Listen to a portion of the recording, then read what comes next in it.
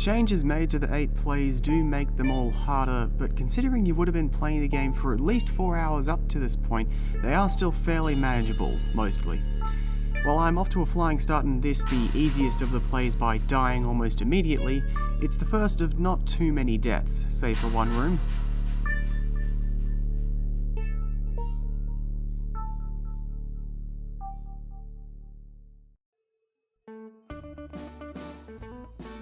This might look intimidating, but the nice thing about the spikes and drones is that their movement is very dependable.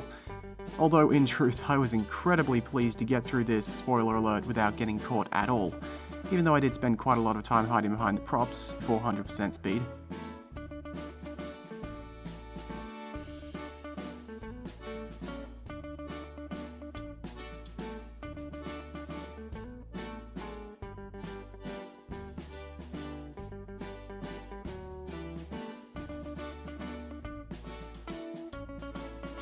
Okay, won't deny that I got incredibly nervous right there.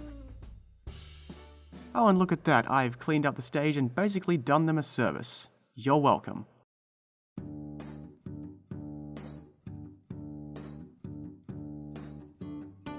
Something I've realised in the last couple of months is that hard mode, and Pit in general, is probably a lot more challenging than I'm giving it credit for.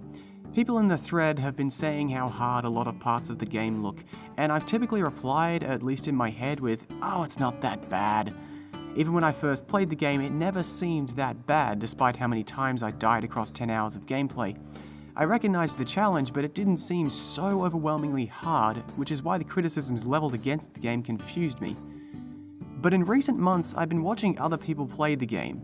I've seen one person take an hour to get through the factory on normal mode, and I've seen a lot of people just have trouble getting to grips with the basic concept of the beams. So I don't know, maybe this game actually is quite difficult and I'm an outlier. I don't know what point I'm actually getting at right now, it's just weird to realize how hard the game is, or how bad the average gamer is at platforming. Oh god, this little monologue is kind of getting away from me. Kurt, be a dear and get to the next screen so we can move on.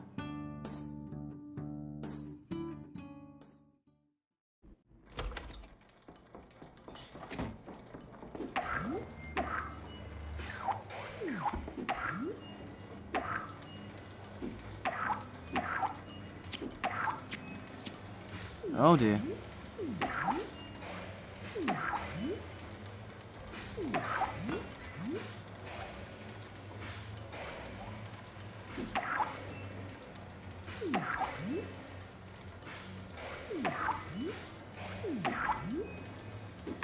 I think I handled that rather well.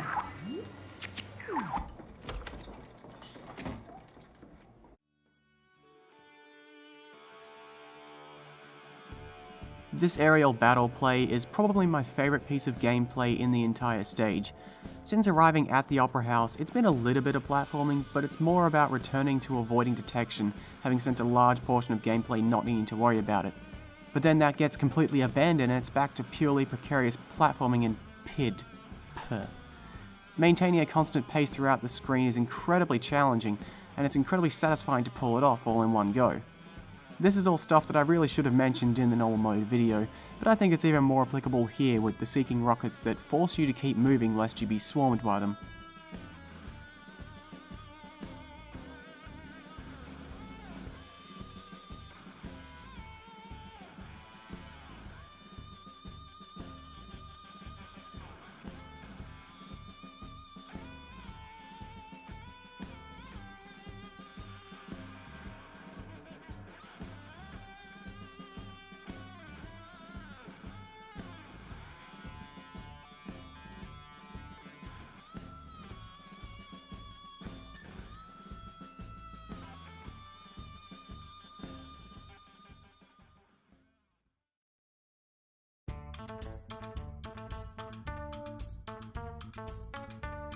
Something else that I forgot to mention in the normal mode video that I really should have done in that one is how the art style is actually partially inspired by opera scenery.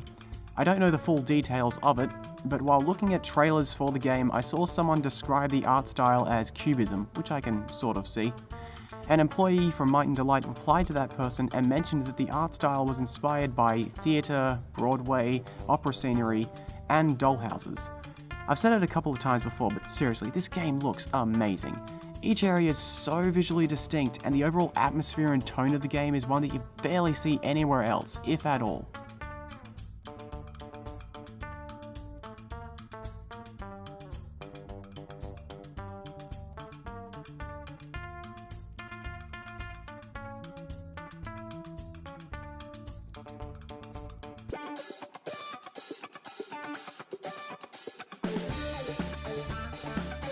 I am not cutting a single second of my failures out of this.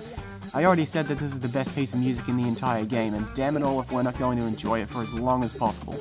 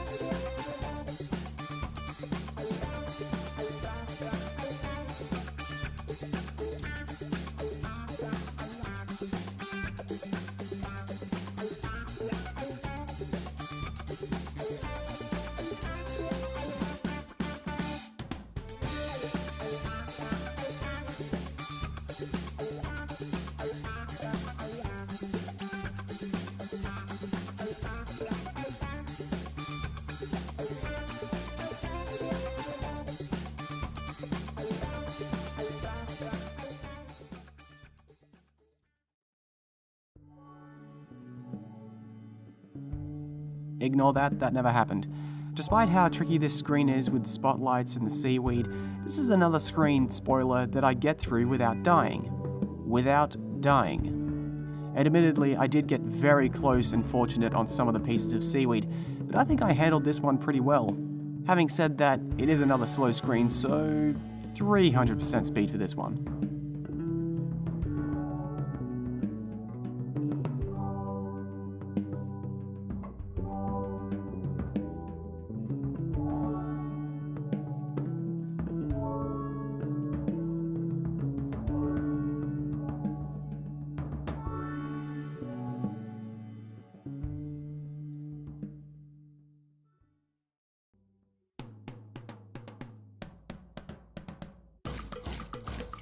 Those flying rock bots have been a thorn in my side all throughout the Opera House, but here it's a real problem.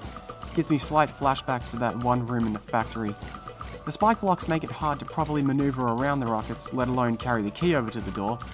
I'd have liked to try and get through this room without the rocket bot getting destroyed, but I get the feeling that it would have quickly become exactly like the room in the factory if that had been the case.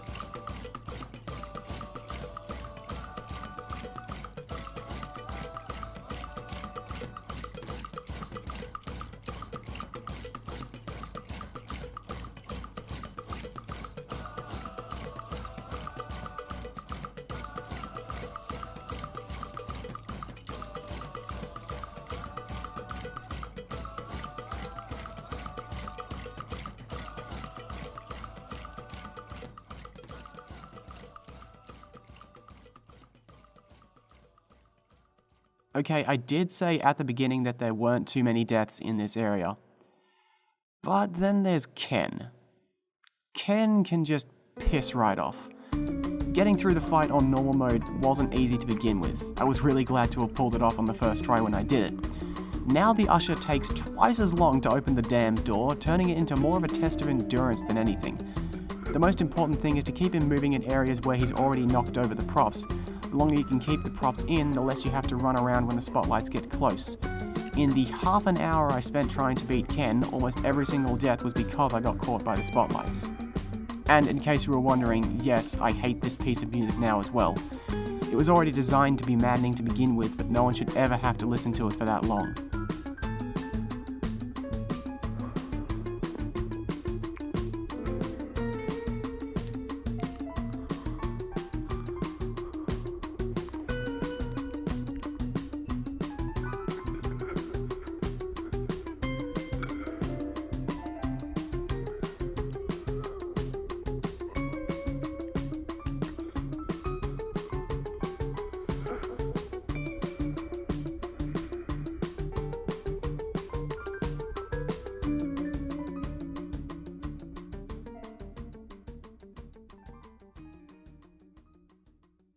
Had I died at the end right there, it might have actually been the end of the LP. And the chase is the same as normal mode, so that's all to see. Excluding Ken, the Opera House took just under 20 minutes, which is a lot better than it seemed at the time. Next up for hard mode, something completely different.